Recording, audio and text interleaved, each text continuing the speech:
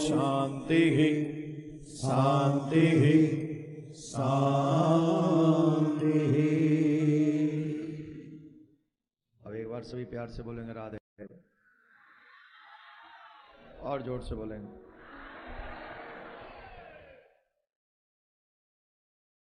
गंगा जी का तट है, संतों का दर्शन है, भगवान की कथा का श्रवण है। मानव जीवन में इससे अधिक सुंदर पल नहीं हो सकते जो भगवान ने हमें कृपा करके प्रदान किए हैं। अब इनका हम सदुपयोग कर लें या मिसयूज कर लें, दुरुपयोग कर लें, यह हमारे ऊपर निर्भर है। जो लोग इसके महत्व को नहीं जानते हैं वो इसका दुरुपयोग करेंगे, और जो इसके महत्व को जानते हैं वो इसका सदुपयोग करेंगे। अब महत्व तो सब तो नहीं जान सकते, और इसलिए नहीं जान सकते क्योंकि इसके विषय में हमारा ज्ञान नहीं है। और जब तक ज्ञान परफेक्ट नहीं होगा तब तक इसका महत्व समझ में नहीं आएगा। हमारे संतों ने कहा है, सुत दारा और लक्ष्मी पापी केऊ होए। धन का होना बड़ी बात नहीं है, सोने की लंका थी रावण के पास में। पद का होना भी बड़ी बात नहीं है, कई दैत्यों ने स्वर्ग के सिंहासन पे कब्जा कर लिया था। संतान का भी होना कोई बहुत बड़ी बात नहीं है।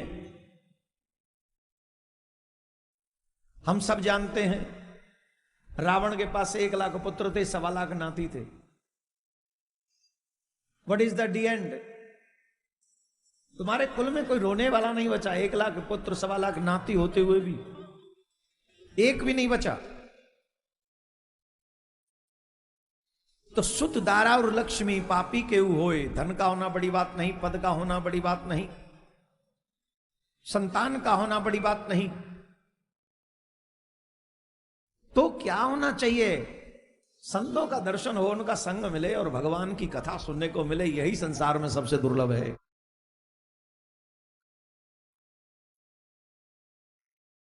अब आप कहेंगे इसमें कौन सी बड़ी बात है? अरे यही तो बड़ी बात है जो अभी हमारी समझ में नहीं आ रही है। हम सबसे छोटी बात समझ रहे हैं, बोले आज तो गली गली में संत डोल रहे हैं। मैं तो कह रहा हूं गली गली में नहीं, घर घर में भी संत डोल रहे हो। तुमने कितने संतों की सेवा की है वो बताओ। तुम्हारे तो भाग्य में नहीं। रावण के पास में न जाने कितने संत आते थे, किसी आदर किया क्या उसने? रावण से ज्यादा संत तो तुम नहीं देख पाए होगे। रावण तो स्वयं पुराणों का वेदज्ञ था, वेदों का जानकार था। क्यों नहीं बच पाया रावण? क्योंकि उसने उसे इम्बाइब नहीं किया, पान नहीं किया, स्वीकार नहीं किया। इसलिए रावण की दुर्दशा हुई। कल का क्रम याद करें, कहां थे? राजा को साप लगा कि तुम्हें 7वें दिन तक्षक डसलेगा और तुम्हारी मृत्यु हो जाएगी। राजा ने 7 क्षण विलंब नहीं किया। कोई कमी नहीं थी राजा के पास में, पर उन सब का त्याग करने में कितनी देर लगी उन्हें? थोड़ी भी देर नहीं लगी, थोड़ी भी नहीं। एक क्षण में छोड़ दिया सबको। पुत्र को राज्य सौंपा, वन में आ गए, गंगा के तट पे आ गए, और गंगा के तट पर आकर विद्वानों से 2 प्रश्न किए। आपने वो दोनों प्रश्न कभी नहीं किए होंगे। विद्वानों का सानिध्य किया होगा तो आपने किए होंगे, सुने जरूर होंगे, पर ये प्रश्न करने का साहस नहीं जुटा पाए होंगे आप कभी। पहला प्रश्न, पूरे जीवन भर मनुष्य को क्या करना चाहिए? पूरा जीवन भर मनुष्य क्या करे? दूसरा, म्रियमाणस्य किम कर्तव्यम। जो मनुष्य मरणशील है वो क्या करे?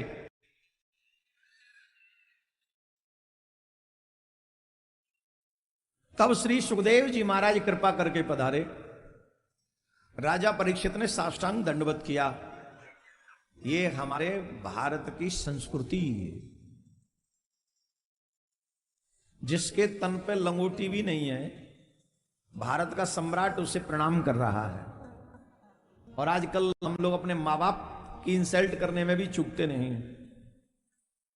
चीख चीख के बोलते हैं अपने माँ बाप के आगे। जानते हो सबसे बड़ी विपत्ति क्या है? माँ बाप सबसे बड़ी विपत्ति कब सहन करते हैं? माँ बाप अपने बच्चों की इच्छा पूरी करने में रात दिन मेहनत करके उनकी इच्छा पूरी करते हैं, भीख मांग कर भी लाएंगे तो भी दे देंगे। बेटा हो या बेटी, जब भी माँ बाप से कोई रिक्वायरमेंट करते हैं तो वो कभी ये नहीं कहते कि पैसा नहीं है मेरे पास। वो ज्यादा कह देंगे चिंता मत करो, ले लेना, थोड़े दिन रुक जाओ। वो करके व्यवस्था करते भी हैं, चाहे मांग के लाना पड़े, हार्डवर्क करना पड़े और मेहनत करना पड़े। लेकिन वही बच्चे जब कुछ बन जाते हैं, या कई तो बिना बने ही मन में बहुत बन जाते हैं। माँ बाप को वजन उठाने में अपने बच्चों के लिए मनोमन अपना सर पे ढोने के लिए उन्हें कभी बोझ नहीं लगता, उन्हें कभी बुरा नहीं लगता, उन्हें कभी कष्ट नहीं होता। लेकिन उन माँ बाप को तब बहुत बुरा और बहुत कष्ट तब लगता है जब उन्हीं के द्वारा पालित पोषित बच्चे उनके आगे चीख चीख कर उन्हें उत्तर देते हैं। उस समय माँ बाप को लगता है कि हम जीते जी मर गए। तो जिस माँ बाप ने हमें पाला पोसा है उसके प्रति हमारी दायित्व क्या है? अगर आपके इंग्लिश मीडियम स्कूल ये आपको नहीं सिखा पाए तो आपके बाप का पैसा व्यर्थ, आपका समय व्यर्थ और आपका जीवन भी व्यर्थ। भारतीय परंपराओं को सीखो, कितनी सुंदर है। भारत का सम्राट उस बैरागी के आगे साष्टांग दंडवत है जिसके तन पे एक लंगोटी तक नहीं, एक लंगोटी नहीं, लेटा हुआ साष्टांग दंडवत कर रहा। तब राजा ने प्रश्न किया, अतः पृच्छामि संसिद्धिम योगिनां परमं गुरुं पुरुषस्य यत्कार्यं म्रियमाणस्य शर।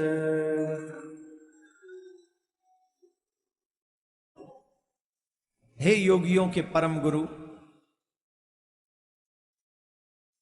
मैं आपके समक्ष कुछ प्रश्न कर रहा हूं। परम सिद्धि के स्वरूप साधना के संबंध में मैं आपसे प्रश्न कर रहा हूं। जो पुरुष सर्वथा मरणासन हो उस मनुष्य को क्या करना चाहिए? रामायण हमको जीना सिखाती है, how to live life, and Bhagwat सिखाती है how to die. Maharaj ji क्या सिखाती है? मरे कैसे ये भागवत सिखाती है, जिए कैसे ये रामायण सिखाती है। इसलिए अपने बच्चों को दोनों चीज सिखाओ। उन्हें अच्छा जीवन सिखाना चाहते हो तो रामायण के बिना तुम्हारे बच्चे घर के बाहर कदम न रखें। अगर सच्चे सनातनी हो तो उन्हें रामायण पढ़ाओ, और रामायण सीरियल मत दिखाओ, रामायण पढ़ाओ और रामचरित मानस पढ़ाओ। ये सीरियल नहीं, सीरियल में तो कुछ भी डाल रहे हैं आजकल, कुछ भी डाल रहे हैं ना, वो कुछ भी डालने वाली रामायण नहीं। जो सीधे सीधे चल रही है रामचरितमानस वो पढ़ाओ। वो पढ़ ना सके तो तुम पढ़ो और उन्हें सुनाओ। वैसे पढ़ने से जो हृदय के तार हिलते हैं ना, वो अलग ही विषय है। और बचपन में अगर आपके बच्चों ने रामायण पढ़ ली, विश्वास कीजिए आपके बच्चे कभी भी धर्म के पथ से अलग नहीं होंगे, कभी भी नहीं। इसलिए अपने बच्चों को उनके हित के लिए, अपने हित के लिए, मैं फिर कह रहा हूं, मृत्यु का एग्जाम तो देना ही पड़ेगा। और श्रीमद् भागवत विश्वविद्यालय है, तार देगा तुम्हें नंबर 1 पे पार कर देगा, इसमें कोई संशय नहीं। पास करा देगा तुम्हें नंबर 1 से।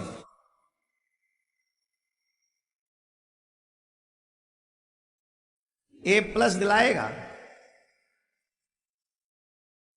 श्रीमद् भागवत विश्वविद्यालय। राजा ने प्रश्न किया, यत् श्रोतव्यम मथोजव्यम यत् कर्तव्यम रवि प्रभो स्मर्तव्यम वजनेयम वा ब्रूहि यद्वा विपर्ययम्। सभी सनातनियों को यह प्रश्न सुनना चाहिए, सभी सनातनियों को जो अपने आप को हिंदू कहते हैं, जो अपने आप को हिंदू कहते हैं, सुने इस बात को। ये प्रश्न कितना अद्भुत है। भगवान आप साथ में यह भी बताएं कि मनुष्य क्या करे और क्या न करे, किसका भजन करे, किसकी पूजा करे, किसकी सेवा करे, किसका त्याग करे। आजकल हम लोग जो भी फोन में आ जाए वो सब देख लेते, जो भी आ जाए सब सुन लेते हैं। जो सुनने योग्य नहीं वो भी सुनते हैं, जो देखने योग्य नहीं वो भी देख लेते हैं। हाँ या ना? कुछ भी देखते हैं और किसी की भी पूजा करते हैं। करते कि नहीं करते हैं? जवाब दो, नहीं करते हैं। कितने हिंदू हैं जो अजमेर शरीफ में जाके वो चादर चढ़ाते हैं?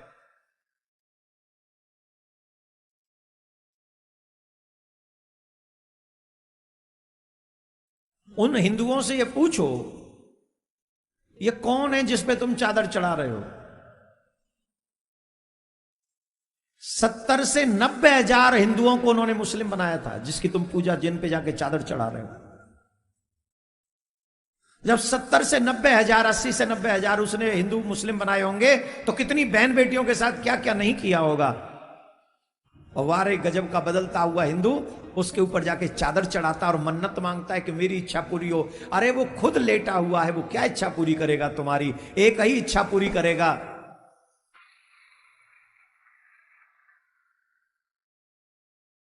देखो भाई, हम एक बात बता देते हैं, साधु के पास जाओ, साधु प्रसन्न होता है तो अपने जैसा बना देता है। भगवान के पास जाओ, भगवान की पूजा करो तो भगवान प्रसन्न होता है तो अपने जैसा बना देता है। जब जटायु ने प्राण त्यागे, गीत देह तज, आगे बोलो, रामायण पढ़िए कि नहीं? गीत देह तज धर हरि रूपा। गिद्धराज जटायु ने शरीर छोड़ा और भगवान का रूप धारण किया और भगवान के धाम चला गया। धरि हरि रूपा। अबे ताली मत बजाओ, बचा के रखना, बाद में बोलूंगा आखिरी में वो क्या बनना पड़ेगा तब बजाना बेटा। अभी रुको। साधु के पास जाओगे, साधु प्रसन्न होगा, तुम्हें साधु बना देगा, अपने जैसा ही बना देगा। भगवान के पास जाओगे, भगवान तुम्हारी पूजा से प्रसन्न होगा तो भगवान तुम्हें अपने जैसा भगवान बना देगा। पर ऐसे लेटे हुए के पास जाओगे, अगर वो तुम्हारी पूजा से प्रसन्न हो गए तो वो भी तुम्हें अपने जैसा ही बना देंगे, मतलब तुम्हें भी बगल में ही लिटा देंगे। अब बजाओ।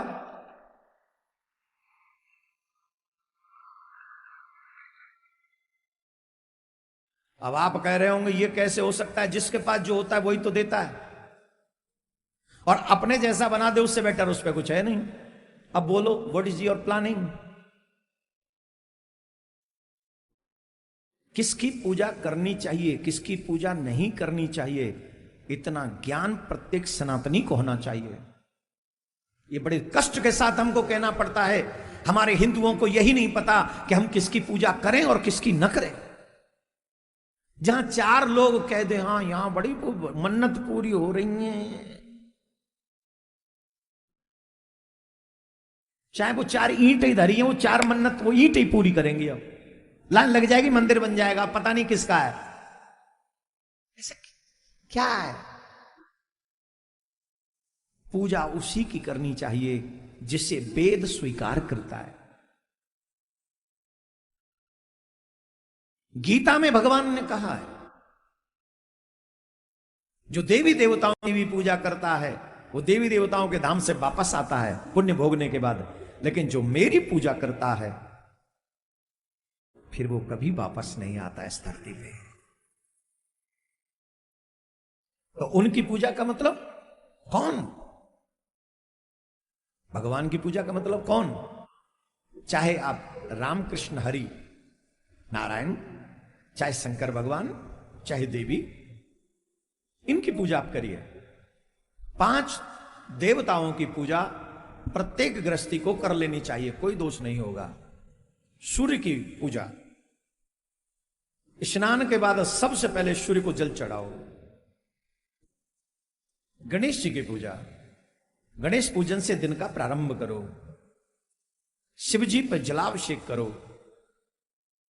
कुल देवी की पूजा, क्योंकि शक्ति की पूजा के बगैर हमारे शरीर में आंखों में देखने की शक्ति, कानों में सुनने की शक्ति, वाणी में बोलने की शक्ति, पैरों में चलने की शक्ति नहीं तो शून्य हो जाओगे। इसलिए कुल देवी की पूजा करो और एक अपने आराध्य की पूजा करो। आपके आराध्य वो चाहे राम जी हो सकते हैं, चाहे वो प्रियाकांत जी हो सकते हैं, चाहे वो शंकर भगवान हो सकते हैं, कोई भी हो सकते हैं। जिसे वेद स्वीकार करता हो उसी की पूजा करो। अगर भूत प्रेतों की पूजा करोगे तो भूत प्रेत बनना पड़ेगा, तुम्हें भूतों के लोक में जाना पड़ेगा, अगली बार भूत बन के धरती पे प्रकट होना पड़ेगा।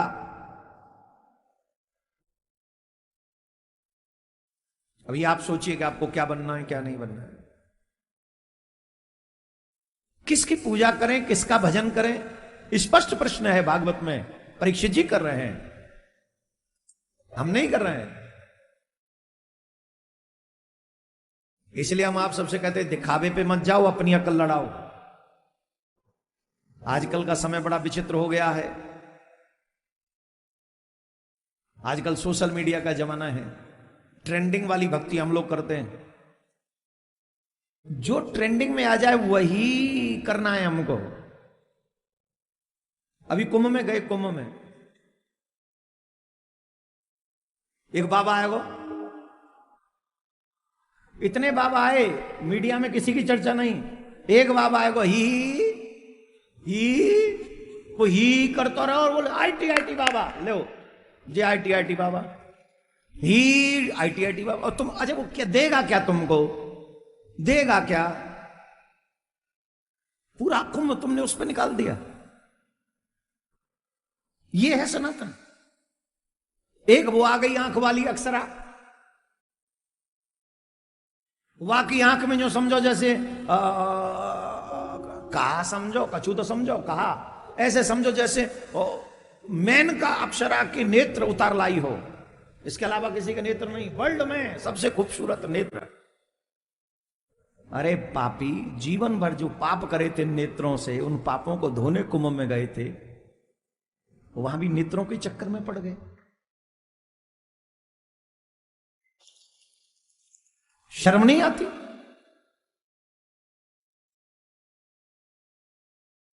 हम अपने धर्म का मजाक उड़ा रहे हैं। हम इसलिए कर रहे हैं क्या?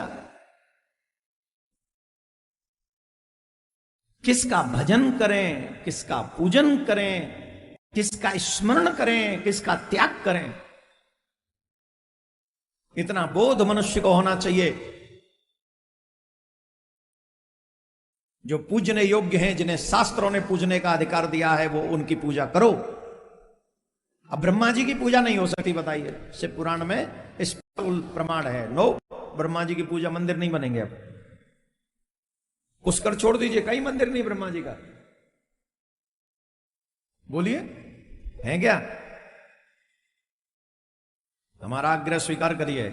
जितनी भी बातें हम कह रहे हैं आपके अहित के लिए नहीं कह रहे हैं, आपके हित के लिए कह रहे हैं। आपका कल्याण हो, क्योंकि जीवन आपको एक बार मिला है, बार बार नहीं मिलेगा।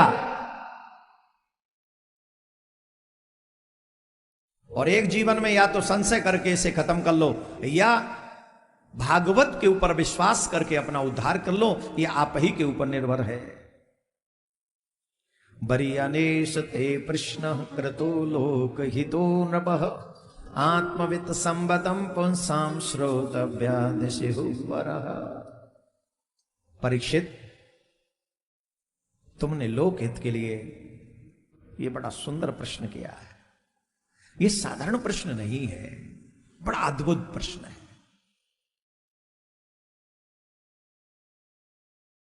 कलयुग के लोग 4 ही काम कर रहे हैं। निद्राया ह्यक्ते नक्ति,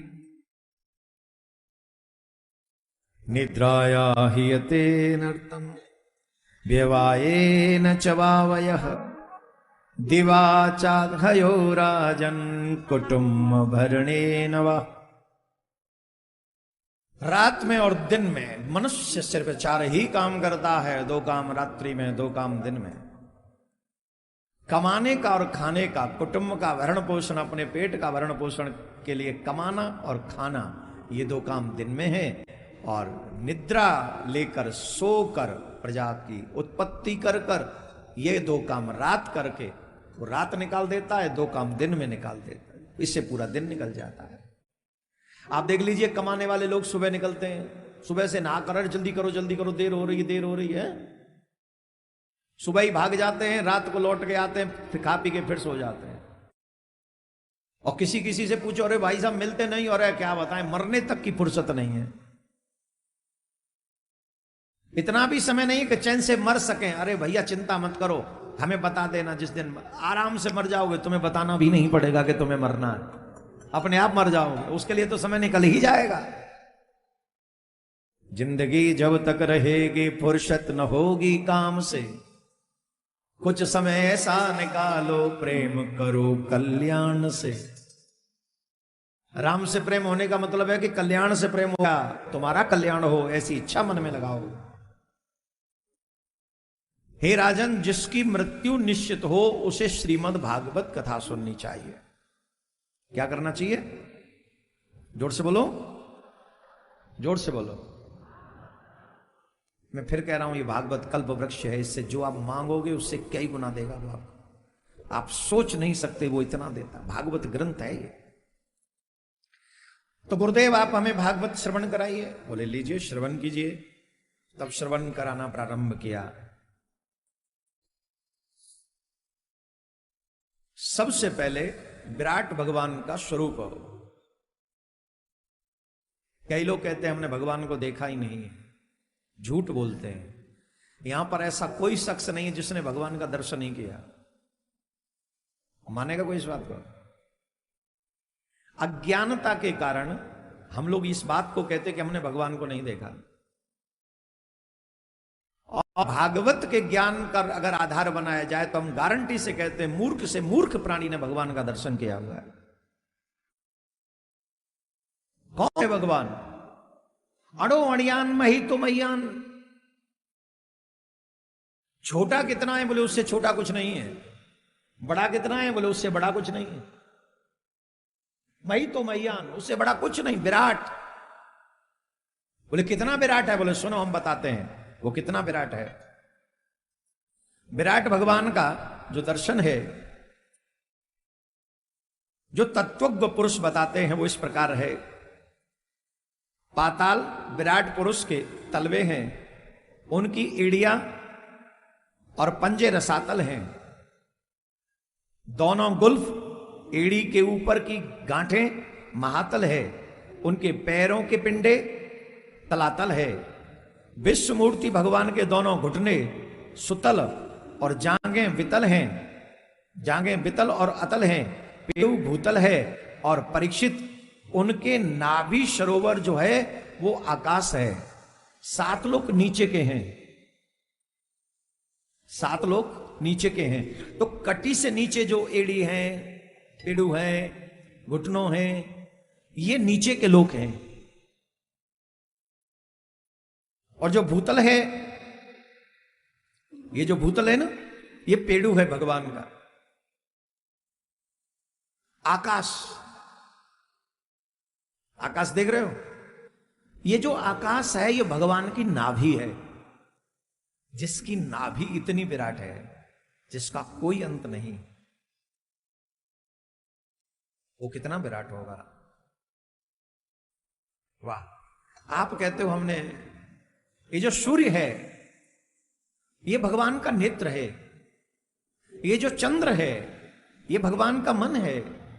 ये जो पर्वत हैं ये भगवान की अस्थियां हैं।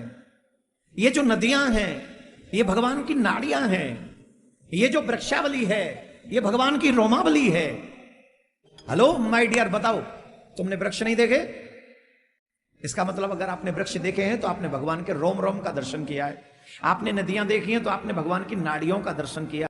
आपने अगर पर्वत देखे हैं तो इसका मतलब है आपने भगवान की भीतर की हड्डियां देखी हैं। अगर आप सूर्य भगवान को जल चढ़ा रहे हो, सूर्य का दर्शन कर रहे हो, तो आप भगवान के नेत्र का दर्शन कर रहे हो। और जब चंद्रमा का दर्शन कर रहे हो तब आप भगवान के मन का दर्शन कर रहे हो।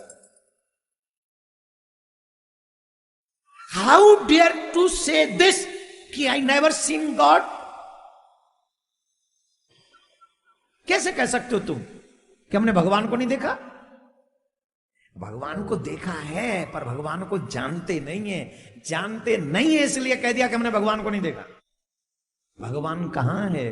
बोले वो सूर्य नेत्र है भगवान का। मिलेंगे वो तुम, पर तुम पहचाने नहीं उन्हें।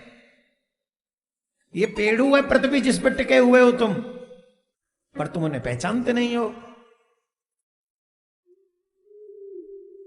भगवान को जानने के लिए, भगवान को पहचानने के लिए हमें ज्ञान की आवश्यकता होती है।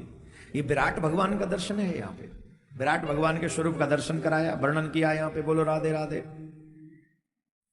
फिर सूक्ष्म रूप का, स्थूल रूप का हो गया, सूक्ष्म रूप का दर्शन हुआ। इसके बाद भागवत में प्रसंग आता है कौन कौन से देवता की पूजा किस किस कामना को पूर्ण करने के लिए करनी चाहिए।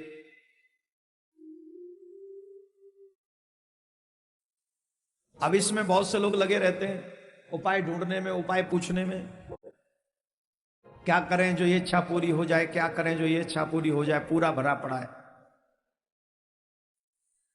आयु की वृद्धि के लिए अश्विनी कुमारों की पूजा करनी चाहिए। पुष्टि के लिए पृथ्वी की पूजा करनी चाहिए। प्रतिष्ठा की चाह हो तो लोकमावी और धो आकाश का सेवन करना चाहिए। सौंदर्य चाहने वालों को गंधर्वों की पूजा करनी चाहिए। पत्नी की प्राप्ति के लिए उर्वशी अप्सरा की पूजा करनी चाहिए। लो जितने भी रंडवा मेरी बात को सुन रहे हो ध्यान से सुन लो। हाँ ये ज्यादा चलेगा। अरे क्या मैंने कुछ गलत तो नहीं कह दिया? अरे हमारे रंडवा उसको कहते जिसकी उम्र होली हो, ब्याह ना हो रहा हो, 25 से ऊपर जो निकल गया उसको कहते रंडवा, और 25 से नीचे की उम्र को कहते कुंवारा, है ना। तो बुरा मत मानना, भाषा का फर्क हो सकता है। हमारे यहाँ, तुम्हारे यहाँ पता नहीं कुछ और कह देते हो, रंडवा को सब पता चले बाबा मेरे ऊपर चढ़ाई हो जाए। हाँ देखो भाई, सनातनी मेरे ऊपर चढ़ाई मत करना, बाकी के लोगों की चढ़ाई से मैं डरता हूं। सनातनी मत, मुझे सनातनी अपना समझो, मैं आप ही का हूं कसम से, बाकी की तो मैं देखभाल कर लूंगा। राधे राधे बोलना पड़ेगा। उर्वशी स्वर्ग की अप्सरा है। कौन है? उर्वशी स्वर्ग की अप्सरा है। उर्वशी की पूजा करने से बांडापन खत्म हो जाता है, रंडवापन खत्म हो जाता है, शादी हो जाती है। अब जैसी भी मिले वो तो तुम्हारे कर्म के ऊपर डिपेंड है, मिल तो जाएगी ही। चाय तो पिवाई देगी गरम गरम बना के, अगर ते सौर ठीक रहे तो। राधे राधे बोलना पड़ेगा, जोर से बोलना पड़ेगा। जिसे स्वामित्व प्राप्त करने की इच्छा हो उसे ब्रह्मा की तपस्या करनी चाहिए। जिसे यश की इच्छा हो वो यज्ञ पुरुष भगवान की पूजा करे, यज्ञ पुरुष भगवान की सेवा करे। ऐसा करने से उसकी मनोकामना, ऐसी तमाम देवताओं की बातें बताई गई हैं। उसके बाद में सृष्टि का सृजन, सृष्टि का सृजन जब यत्र तत्र सर्वत्र जल ही जल था, समस्त ब्रह्मांड में जल ही जल था, तब भगवान के मन में एक इच्छा हुई किस तरीके से इस सृष्टि की, संसार की रचना की जाए। तो सृष्टि की रचना के लिए भगवान के मन में सुंदर संकल्प हुआ, और उस सुंदर संकल्प के कारण भगवान की नाभि से कमल और कमल में से ब्रह्मा जी उत्पन्न हुए।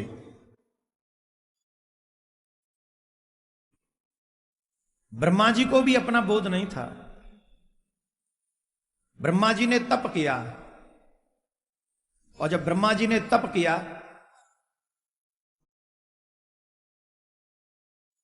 नारायण भगवान प्रकट हुए, कहा ब्रह्मा जी तुम सृष्टि की रचना करो। बोले प्रभु हमें स्वयं नहीं पता हम कौन हैं, हम क्या सृष्टि की रचना करेंगे।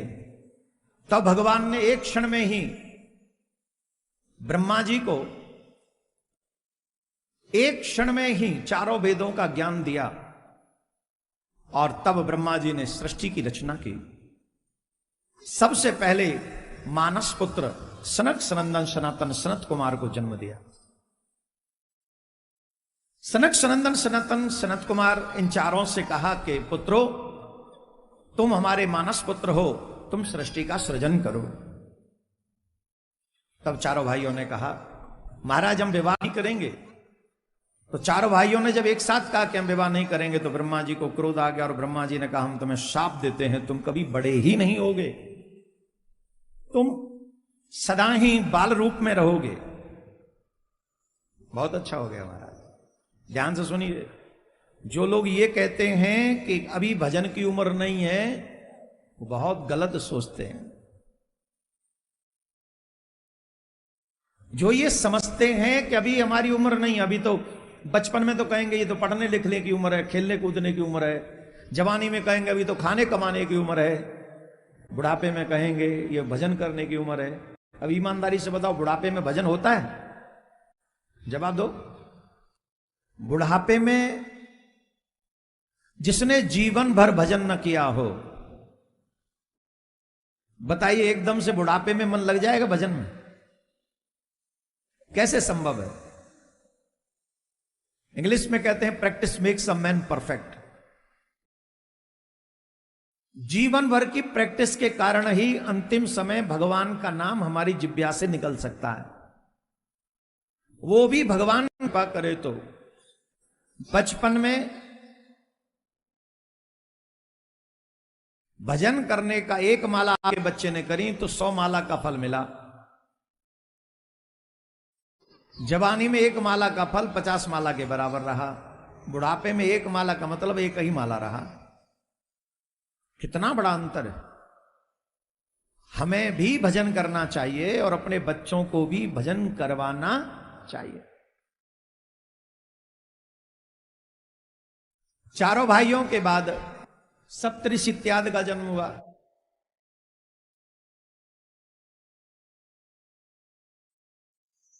रुद्र भगवान का प्राकट्य हुआ। पृथ्वी को संभालने के लिए, क्योंकि हिरणाक्ष हिरण्यकश्यप का भाई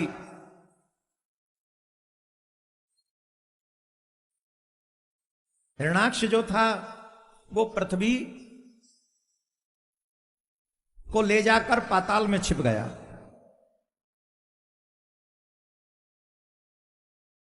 तो महाराज मनु रानी शत्रुपा ने कहा कि हम सृष्टि की रचना करें भी तो वो रहेंगे कहां, आधार क्या है? तो ब्रह्मा जी को छींक आई और नासिका से 12 भगवान का प्राकट्य हुआ। बोले 12 भगवान की जय। देखते देखते ही 12 बड़े विराट हो गए। एक उपाय बता दें सभी हिंदुओं को, बताएं, सुनोगे? प्रत्येक कॉलोनी में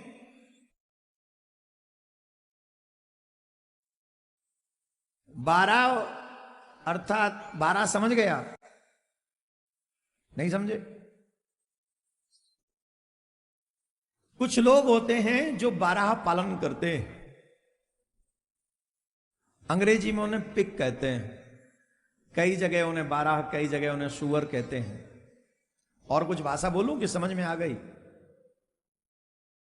जो लोग ये चाहते हो कि हमारी कॉलोनी में विधर्मी लोग न बसें आकर, उन्हें अपनी कॉलोनी में एक सच्चे सनातनी को रखना चाहिए जो 12 का पालन करता हो।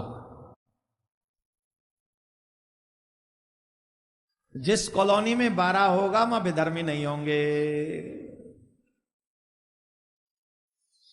Save your society, serve your 12 भगवान। राधे राधे बोलना पड़ेगा, जोर से बोलना पड़ेगा।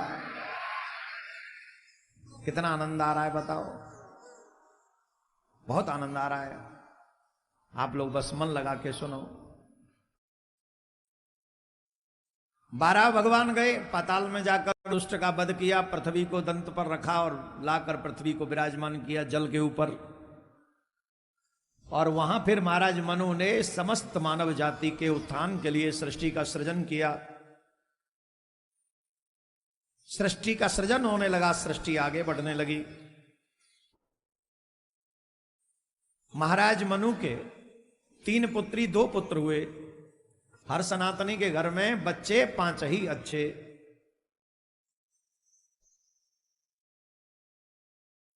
जब तक जनसंख्या नियंत्रण कानून ना आ जाए, देश हित में हर सनातनी को 5-5 बाल गोपाल रखने चाहिए अपने घर में।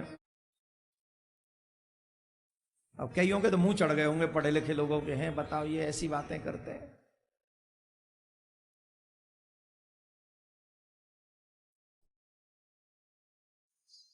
राम जी कितने भाई थे? सगर के कितने पुत्र थे? जोर से बोलो।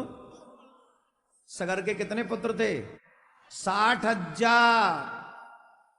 कितने? तुम्हारे कितने? अब बताओ लायक है कि नालायक? तो महाराज मनु के 2 पुत्र थे, 3 पुत्रियां थी। देवहूति का विवाह करदम मुनि के साथ में हुआ था, जहां पर 9 कन्याएं हुई थी महाराज। और 10वीं संतान के रूप में साक्षात कपिलदेव भगवान का प्राकट्य हुआ। कपिलदेव भगवान ने जब मां ने पूछा था तो उपदेश दिया था अपनी मां को, हे मां आप एक बात समझो, ये संसार जो सरकता रहता है, संसार ही नाम इसे इसका है क्योंकि ये सरकता रहता है, तो इसको आप ऐसे समझो इसमें कोई सुखी रह नहीं सकता। पर हां सूक्ष्म में कहें तो भगवान के हो जाओगे तो मृत्यु से भय नहीं रहेगा। ठाकुर जी के हो जाओ, मृत्यु का भय भी समाप्त हो जाओ। इसीलिए भागवत की शरण में आ जाओ। भागवत की शरण में आने के बाद क्या होगा? अनपथ्यो मोक्ष कामाम शृणो याच कथाम्यमाम। जो मनुष्य श्रीमद् भागवत की शरण में आ जाएगा उसे मोक्ष की प्राप्ति हो जाएगी, जो कुछ न चाहे, जो कुछ और न चाहता हो। देवहूति जी को कपिलदेव भगवान ने बड़ा सुंदर उपदेश दिया। सती अनुसुईया जी का चरित्र आता है जो बड़ा सुंदर है। हमारे यहां पतिव्रता स्त्री में वो सामर्थ्य होता है कि भगवान को भी चाहे तो बालक बना दे, भगवान को भी चाहे तो बालक बना दे, वो सामर्थ्य है। सती अनुसुईया जी ने, जिनका चरित्र हम पढ़ रहे हैं, ब्रह्मा विष्णु महेश तीनों देव परीक्षा लेने के लिए आए। और जिस समय परीक्षा लेने के लिए आए उस समय मां सती अनुसुईया स्नान कर रही थी। तो तीनों ने कहा मां भिक्षाम देहि भिक्षाम देहि भिक्षाम देहि। मां ने कहा मैं समय स्नान कर रही हूं, थोड़ी देर प्रतीक्षा कर लीजिए। अरे बोले संत प्रतीक्षा करेंगे कोई? हम प्रतीक्षा नहीं करेंगे। तुम नहीं दे सकती हो तो मना करो, हम चले जाएंगे और किसी के आगे द्वार पे मांगेंगे।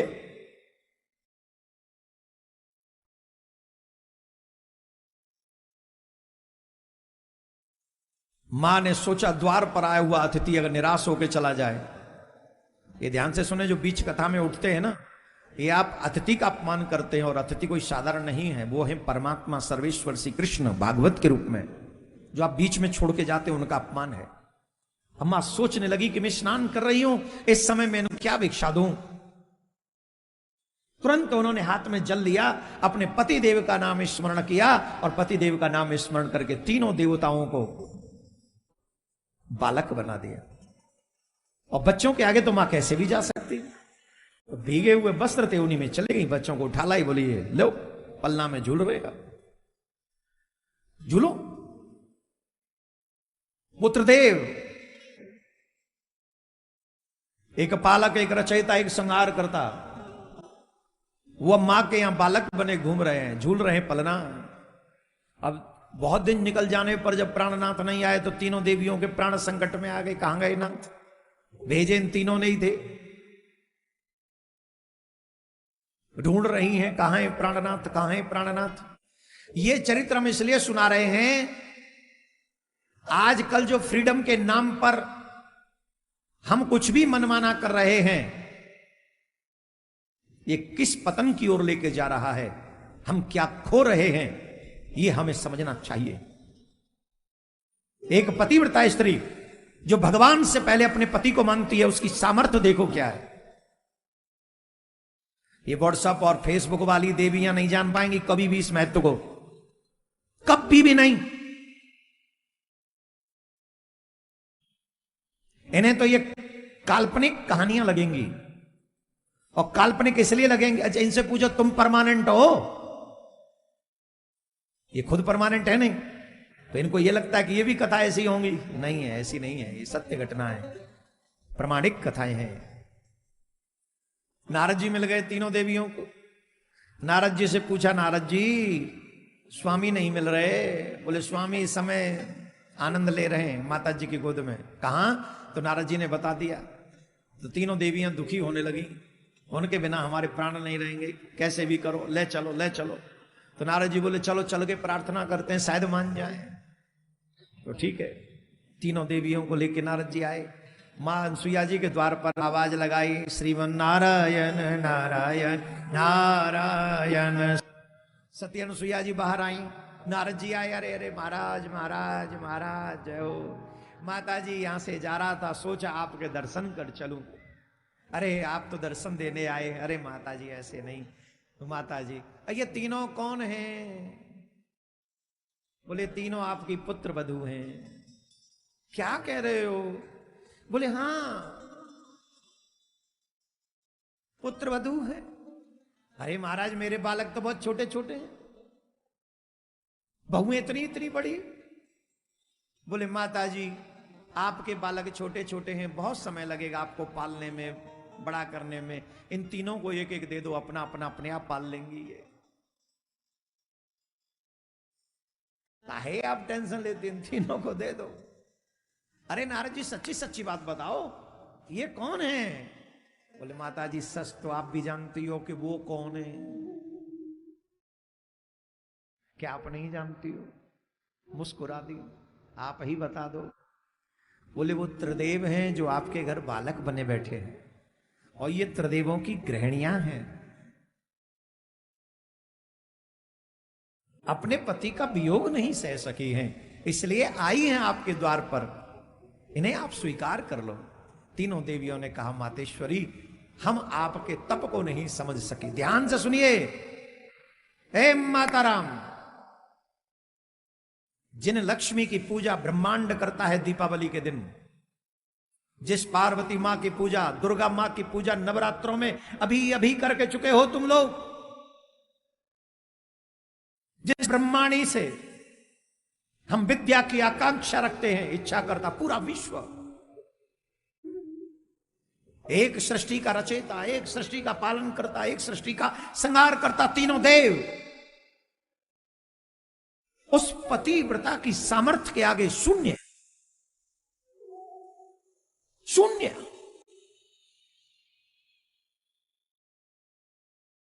तीनों हाथ जोड़ के कह रही है मातेश्वरी क्षमा कर दो, हम आपके तप को समझ नहीं सके, हमें संदेह हो गया आपके तप पर, हम क्षमा चाहते हैं। मां ने कहा ऐसी कोई बात नहीं, मेरा कोई तप नहीं, ये तो सब मेरे पति परमेश्वर की कृपा है, मेरा कोई प्रभाव नहीं इसमें।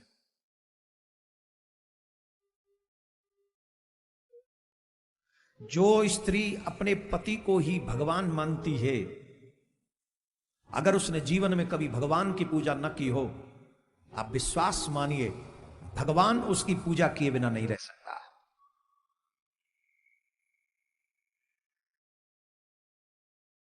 अब देवियों के मन में यह प्रश्न आ रहा हो, अगर हमारा पति ऐसा न हो तो? रामायण में भी इस बात का बहुत अच्छा वर्णन है।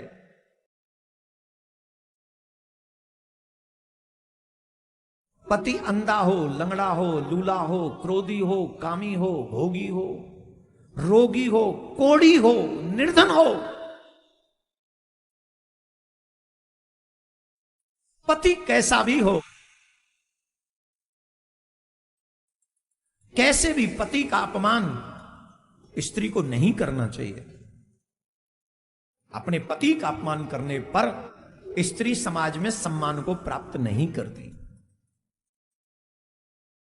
अब आप कहेंगे यही सारे बंधन स्त्री के लिए हैं, पुरुष के लिए क्यों नहीं है?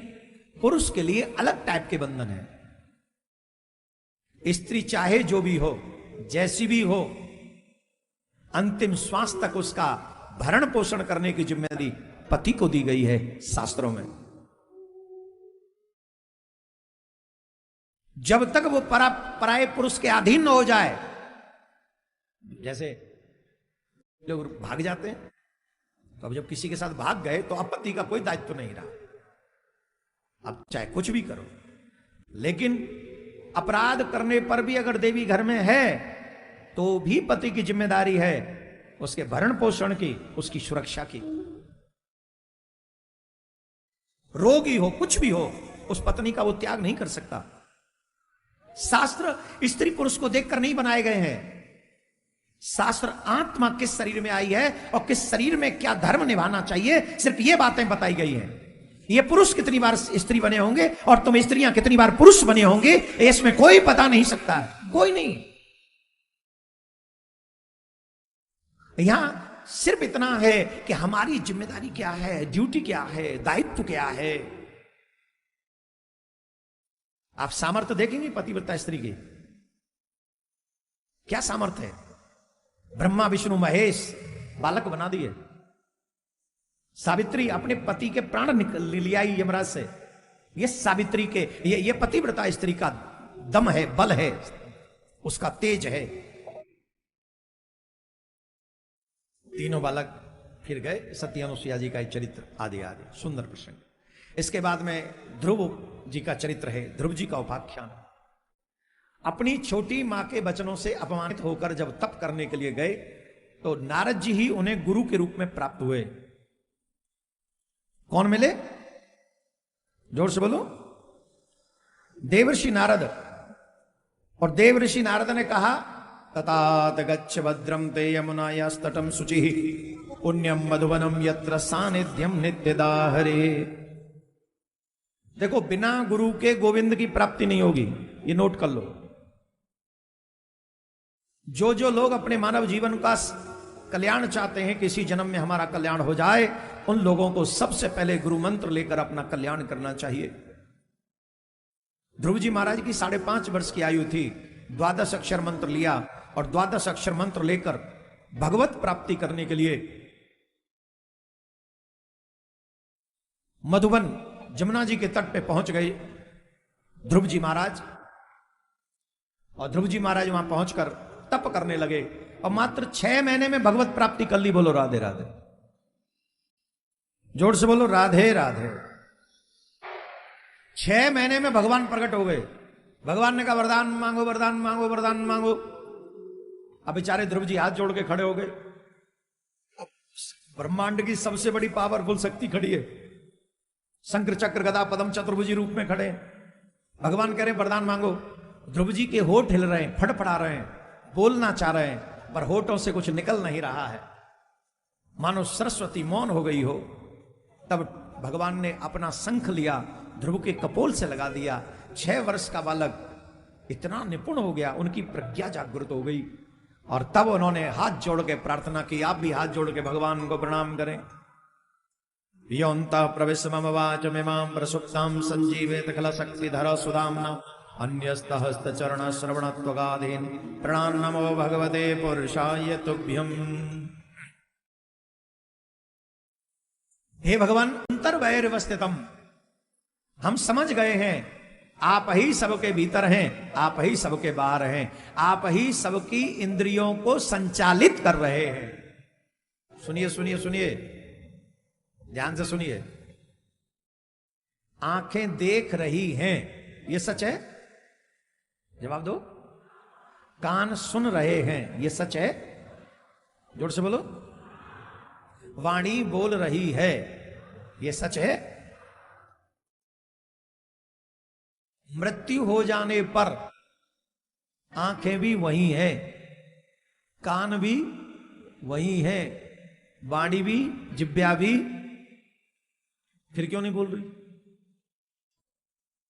फिर क्यों नहीं देख रहा? फिर क्यों नहीं सुन रहा? पूरा घर रो रहा, जग जा, एक बार कुछ कह दे। अब क्यों नहीं सुन रहा है? क्या हो गया? What happen? पूछो क्या हो गया? अब एक चीज हो गई, क्या? परमात्मा ने देखने, सुनने, बोलने की सामर्थ्य को ले लिया वापस। अब नहीं बोल पाएगा ये कभी। वो भीतर भी है, वो बाहर भी है। जिस आत्मा को हम कहते हैं ईश्वर अंश जीव अविनाश, वो ईश्वर का अंश है। जब ईश्वर अपने अंश को वापस बुला लेता है तो सब चला जाता है, सब वापस। ध्रुव जी कह रहे हैं आप ही हैं वो जो सबके भीतर बाहर बैठे हैं। आप चाहो तो गूंगा बोलने लगे, आप चाहो तो लंगड़ा दौड़ने लगे, आप चाहो तो लूला खूब वजन उठाने लगे, आप चाहो तो भिखारी राजा बन जाए, आप चाहो तो राजा भिखारी बन जाए। यहां तो कभी भी कुछ भी हो सकता है, राधे राधे बोलना पड़ेगा। हो सकता है कि नहीं? हाँ, खैर हम ज्यादा चक्कर में नहीं पड़ेंगे, कथा करनी है हमको। आप भी राजा हो, आप भी भिखारी हो। एक क्षण में आपको राजा बना सकता है, एक क्षण में भिखारी। यही भगवान कर सकते, कोई और नहीं कर सकता। इसलिए अपने परम पिता परमात्मा पर ब्लाइंड फेथ करिए, ब्लाइंड फेथ। लोग कहते किसी पे ब्लाइंड फेथ मत करो, मैं कहता हूं भगवान पे ही ब्लाइंड फेथ करो। और जो मनुष्य भगवान पर ब्लाइंड फेथ करता है, भगवान पे, भूत प्रेतों पे नहीं, भूत प्रेतों पे नहीं, भगवान पे, तब देखना क्या चमत्कार होता है तुम्हारी लाइफ में। ध्रुव जी के वंश में पृथु भगवान का प्राकट्य हुआ, जिन्होंने पृथ्वी का दोहन इत्यादि किया। क्योंकि आज मुझे वामन भगवान के ऊपर कुछ कहना है, इसलिए थोड़ा जल्दी भाग रहा हूं, क्षमा चाहता हूं। प्रियव्रत जी के वंश में प्रियव्रतो भागवतात्मराम कथो मुनि ग्रहरमत मूलम करम बंध पराभव। ऋषभदेव भगवान का प्राकट्य हुआ। ऋषभदेव भगवान के द्वारा जैन धर्म का प्राकट्य हुआ। ऋषभदेव भगवान पुत्र हुए भरत जी के 3 जन्मों का वर्णन, रघुगण इत्यादि को प्रसंग का सबूत है, आदि आदि प्रसंग है। नरकों का वर्णन है, कौन से मनुष्य को कौन सा कर्म करने पर कौन से नरक में जाना पड़ता है, इसका वर्णन बहुत विस्तार से किया गया है। भगवान के नाम में कितनी सामर्थ्य है, उन नरकों से कैसे बचा जाए, यह उपाय भी बताया गया। समुद्र मंथन हुआ, प्रहलाद जी के चरित्र की कथा आती। प्रहलाद जी महाराज के चरित्र से हमको शिक्षा लेनी चाहिए, जो अभी हमने कहा कि ब्लाइंड फेथ करना चाहिए भगवान पर। सुनिए ध्यान से, तुम्हें मंदिर में खड़े हुए भगवान, विराजमान भगवान का दर्शन नहीं होता। खंबे में प्रहलाद ने भगवान का दर्शन कर लिया था, खंबे में। और जब प्रहलाद ने पुकारा तो भगवान खंबा चीर के प्रकट हो गए, खंबा चीर के, खंबा पाड़ के प्रकट हो गए। और भगवान ने हिरण्याकश्यप का वध किया। अब सुनो ध्यान से,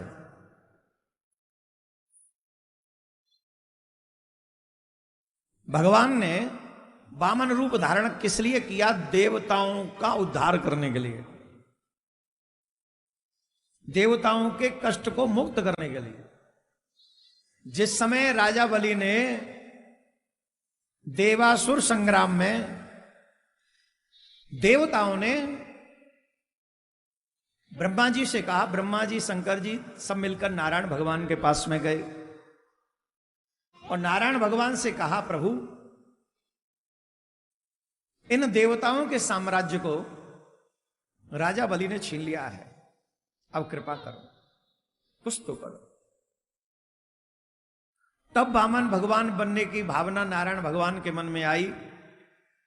कहा कि मैं इंद्र की मां के गर्भ से उपेंद्र बनकर प्रकट होऊंगा और देवताओं का कष्ट जो है दूर करूंगा। तब भगवान इंद्र की माता जी के गर्भ से ही प्रकट होकर आए। आकाश ने छत्र दिया, पृथ्वी ने खड़ाऊ दी, ब्रह्मा जी ने कमंडलू दिया, आदि आदि व्यवस्थाएं हुई और भगवान भिक्षा मांगने के लिए राजा बलि के द्वार पर पहुंच गए। बोले वामन भगवान की जय। क्या बोलते हो तुम लोग, बीच में बोल जाते हो? जय तो हमारे पीछे बोलोगे ना, जब हम जय कर लें पूरी। तुम बीच में जय बोल दोगे तो हमारी तो जय रह जाएगी ना। फिर हमारी जय रह गई तो कैसी होगी जय, बताओ? बोलो वामन भगवान की जय। अरे भाई भांग खाए के तो ना आए तुम? तो वामन भगवान को राजा बलि ने देखा और राजा बलि ने स्वागत किया। नमो ब्रह्मण्य देवाय गौ ब्राह्मण हिताय च। देखिए, सुनिए सुनिए, ध्यान से सुनिए। राजा बलि का स्वभावतः वो दैत्य स्वभाव है, दैत्य स्वभाव है राजा बलि का। लेकिन अपने द्वार पर आए हुए व्यक्ति का स्वागत कैसे करना चाहिए, ब्राह्मण का सम्मान कैसे करना चाहिए, राजा बलि से सीखो। आज व्यक्ति सम्मान सबसे पाना तो चाहता है, पर सम्मान देना नहीं चाहता किसी को। सम्मान सबको देना है, पाना चाहते सब कि मतलब 25,000 किलो की माला हम ही को पहना दे कोई, और हम किसी को 5 किलो की भी माला ना पहनाए। नहीं मेरे प्यारे, कर्म ही बीज है, जो बोओगे वही एक दिन तुम्हें वापस मिलेगा, रिटर्न वही मिलना है। राजा बलि ने बहुत ढंग से स्वागत किया वामन भगवान का। आहा, मेरे घर पर अतिथि देव पधारे, पधारो सरकार पधारो। वामन भगवान ने खूब प्रशंसा की। वामन भगवान बोले, राजन हम तो सिर्फ आपका दर्शन करने आए थे। आपके दादा के जो पिताजी हैं, परदादा, कितने बलवान थे। जब वो भगवान से लड़ रहे थे ना, तो भगवान के भी पसीने छुड़ा दिए थे आपके परदादा ने। इतने योद्धा थे आपके परदादा। कौन? हिरण्यकश्यप। और आपके दादा श्री प्रहलाद जी, इतने परम भक्त, अग्नि उनका एक रोम नहीं जला सकी। ध्यान से सुनना, भक्ति में यह पावर होती है। प्रहलाद का एक रुआ नहीं जला, एक रोम। क्या जानेंगे हम और आप सब भक्ति का महत्व। बोले आपके दादाजी प्रहलाद जी कितने बड़े भक्त, जिन्होंने इतनी मन से भक्ति की, अग्नि भी उनका बाल बांका नहीं कर सकी। और आपके पिताजी विरोचन, क्या बात है, कितने बड़े दानी, कितने बड़े दानी, कितने बड़े दानी, जिन्होंने अपने जीवन का ही दान कर दिया। इंद्र कपट करके छल करके आया था दान मांगने, और मांगने क्या आया तो जवानी एक क्षण में दे दी। ऐसे पिता के संतान का दर्शन करने आया हूं मैं। हे राजन, इस संसार में न पत्नी सदा रहती है, न पुत्र सदा रहता है, न परिवार सदा रहता है, न धन सदा रहता है। इस संसार में अगर सदा रहती है तो कीर्ति सदा रहती है। कीर्ति, यश जो है, यश ही सबसे बड़ा धन है। इसलिए मैं तुम्हारे यहां पर तुम्हारा दर्शन करने आया हूं। जिसके पूर्वज आज दान के नाम पे सबकी सोच डिफरेंट टाइप की हो गई है।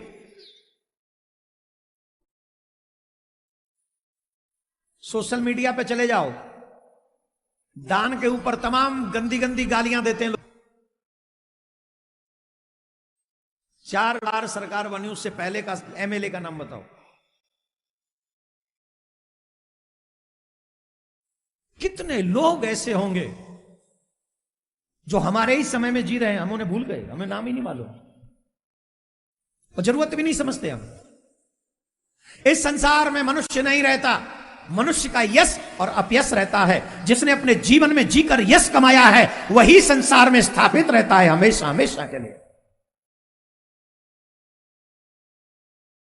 पद पे बैठ जाओ, कंपनी खोल के बैठ जाओ, इंजीनियर बन जाओ, ये बन जाओ, वो बन जाओ, पैसे इकट्ठा करो, हानि लाभ सब इकट्ठा करके बैठ जाओ, मर जाओ, क्या है? नथिंग। कुत्ता भी 4 रोटी एक्स्ट्रा कमा लेता है किसी दिन, रख लेता है, शाम को खा लेता है, इट्स नथिंग। लेकिन जो कुत्ता होता है वो कीर्ति नहीं कमा सकता। वो कीर्ति, वो यश, वो तुम कमा सकते हो। राजा बलि ने कमाई। गुरुदेव ने कहा था मत दो, वामन भगवान कह रहे थे बोल राजा क्या करना है, बोले संकल्प करिए मैं दूंगा। और आज मेरा सौभाग्य देखिए, जगत को देने वाला मेरे द्वार पर मांगने के लिए खड़ा हुआ है। बोले गुरुदेव आज तो मेरे पास अवसर है कीर्ति कमाने का। याद रखना, जितने भी धनवान लोग बैठे ध्यान से सुन लो, जितने लोग धनवान बैठे वो सुनो, जितने लोग पदवान बैठे वो सुनो, जितने बलवान लोग बैठे वो ध्यान से सुनो। यश कमाने का, कीर्ति कमाने का कभी कभी अवसर मिलता है। यश कमाने का, कीर्ति कमाने का कभी कभी अवसर मिलता है। धन तो कोई भी कमा लेगा, पद तो किसी को भी मिल जाता है, बल भी किसी को भी मिल जाता है, लेकिन उसका सदुपयोग किसी को मौका नहीं मिलता ज्यादा। धन हर दिन कमाओगे, पद भी बार बार मिल जाएगा, पर कीर्ति कमाने का अवसर बार बार नहीं मिलेगा। और एक बार सत्य बोलकर जो असत्य बोल देता है, जीवन भर के पुण्य नष्ट हो जाते हैं। गुरुदेव मैं वचन दे चुका हूं, आप जो मांगेंगे मैं दूंगा, अगर ना दिया तो मेरा पतन हो जाएगा। संकल्प करिए। जल में निकलने लगे टोंटी में से, शुक्राचार्य जी टोंटी में जाके बैठ गए, न जल निकले न संकल्प हो। भगवान बोले दाता दे भंडारी को पेट फटे। देने वाला दे रहा है और लेने वाले को देखने वाले को प्रॉब्लम हो रही है। भगवान ने कुसा लिया और आंख भीतर डाल दिया टोंटी में, आंख फूट गई है शुक्राचार्य की। जितने भी शुक्राचार्य यहां बैठे ध्यान से सुनो, जब भी किसी अच्छे काम को करने से तुम रोकोगे तुम्हारी आंख फूटेगी। कई लोग अच्छा काम करना चाहते हैं लेकिन पड़ोसी कहते no no don't do this, don't do this, don't do this. अरे do this, do say don't do this, तेरे बाप का क्या जा रहा है? तुम नहीं कर सकते तो इसे तो करने दो। No no no don't do this. क्यों जानते हो? क्योंकि वो जानता है इससे ये तुम्हारी कीर्ति बढ़ जाएगी, और तुम्हारी कीर्ति बढ़ गई तो वो तो पीछे रह जाएगा, वो इस लायक नहीं है। कहा लीजिए महाराज, ऐसे एक मैसेज भी गया, जो अच्छे काम करने वालों को रोकेगा वो भगवान की नजर में दंडनीय अपराधी है। संकल्प की बारी आई, भगवान ने जब संकल्प कराया, भूमि नापने की बारी आई तो भगवान ने 2 ही पग में सारा ब्रह्मांड नाप लिया। और 2 पग में जब सारा ब्रह्मांड नाप लिया वामन भगवान ने, और कहा बता राजा तीसरा पग कहां रखूं, नहीं तो अपने सेवकों से कहा अरेस्ट करो इसे, झूठ बोलता है। हमसे 3 पग भूमि का संकल्प किया है और 2 ही पग में सब पूरा हो गया, तीसरा पग कहां रखूं, अरेस्ट कर लो, ले चलो इसे। राजा बलि ने कहा हाथ जोड़ गए, महाराज एक बार आजकल के दानी को कह देते तेरा तूने इतना संकल्प किया था सब पूरा हो गया, अब कम पड़ रहा है, चल तुझे जेल लेके जाना पड़ेगा। आजकल का दानी दान लेने वाले को जेल भेजवा दे, तेरे बाप के नौकर लग रहा हूं, जितना था दे तो दिया, हाँ या ना। राजा बलि क्या करें, हाथ जोड़ के, नाथ एक प्रार्थना है। क्या दान बड़ा होता है कि दानी? बोले दानी बड़ा होता है, दान का स्वामी होता है। झट चरणों में लेट गए। 2 पग में आपने मेरे दान को नापा है, 1 पग में इस दानी को नाप लीजिए, मेरा संकल्प पूरा हो जाएगा।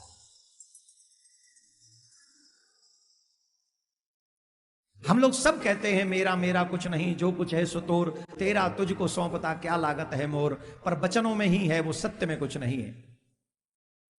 आइए हमारे मध्य में वामन भगवान पधार रहे हैं। जो लोग खड़े हो गए हैं, हमको लगेगा कि वो हमारे वचनों को मान नहीं रहे, वो हमारे वामन भगवान का अपमान कर रहे हैं। अभी वामन भगवान हमारे मध्य पधारेंगे, हम उनका दर्शन करेंगे। कल कृष्ण महोत्सव होगा, हम धूमधाम से अपने ठाकुर जी के उत्सव में सम्मिलित होंगे। हमने जो कहा है कि जो वामन भगवान श्री कृष्ण के उत्सव में सम्मिलित होते हैं उनके जीवन में नित्य मंगल होता है, उनके अमंगलों का नाश हो जाता है। ये बात हम थोड़ी देर में बताएंगे आपको, 5-7 मिनट में। लेकिन अभी आप कोई खड़ा नहीं होगा, अभी आप पहले वामन भगवान का दर्शन करें। बोले वामन भगवान की जय, बोले वामन भगवान की जय, बोले सिद्धाश्रम की जय।